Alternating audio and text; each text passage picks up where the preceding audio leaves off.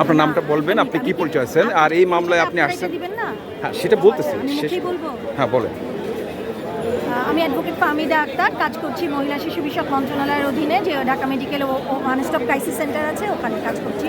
এই মামলার আজকে রায় আসছে। আমরা দেখেছি যে সর্বোচ্চ শাস্তি প্রদান করা হয়েছে। 1 নম্বর আসামিকে 2 ধারায় মৃত্যুদণ্ড ও 5 লক্ষ টাকা জরিমানা, এবং 2 নম্বর আসামি তার স্ত্রীকে মৃত্যুদণ্ড এবং সহযোগিতার অপরাধে 2 ধারায় মৃত্যুদণ্ড এবং 2 লক্ষ টাকা অর্থদণ্ড আদায় নির্দেশ প্রদান করেছে।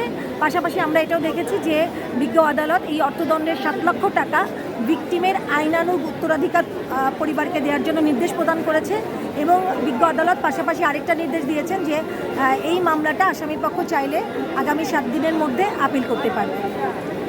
বাংলাদেশের ইতিহাসে এই প্রথম একটা রায় মাত্র স্বল্প দিনের মধ্যে সম্পূর্ণ হলো।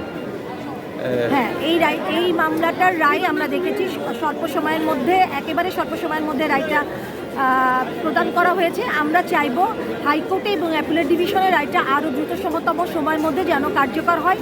তাহলে এই ধরনের রায় দ্রুততম সময়ের মধ্যে যদি রায় প্রদান এবং কার্যকর করা হয়, তাহলে আমরা দেখব সমাজে থেকে এই ধরনের অপরাধটা কমে আসবে। আপা, বিগত 3 মাসে এই নতুন সরকার বিএনপি ক্ষমতা আসার পরে 3 মাসে 100-র উপরে এরকম ধর্ষণের ঘটনা ঘটেছে। তার মধ্যে একটা এখানে যুগান্তকারী, বাংলাদেশের স্বাধীনতার পরে এই প্রথমেই একটা অল্প দিনে একটা রায় ঘোষণা করে। বাকি যে মামলাগুলো হচ্ছে বা হয়েছে এই ধর্ষণের, সেগুলোর ব্যাপারে একটু বলবেন। এই আপনি যদি বলেন লাস্ট 3 মাসের ঘটনা, আমার জানা মতে 3 মাসের মধ্যে এই আসিয়ার ঘটনাটাই খুব লোহমর্ষক কাহিনী হিসেবে এসেছে, যার কারণে সরকার দ্রুততম সময়ের মধ্যে বিচারটা নিশ্চিত করতে পেরেছে। বাকিগুলো মামলাগুলি প্রক্রিয়াধীন রয়েছে। ধন্যবাদ।